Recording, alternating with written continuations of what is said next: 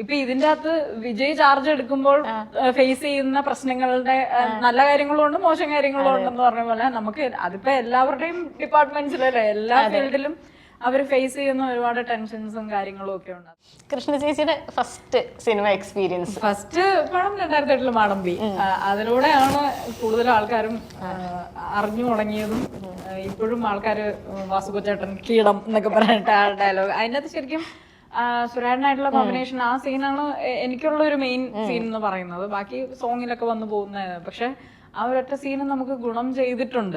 ഇപ്പോഴും ചില ഈ കോമഡി ഇതിലൊക്കെ ഇപ്പോഴും ടിവിയിലെ ചാനൽസിലൊക്കെ അത് കാണിക്കുന്നുണ്ട്.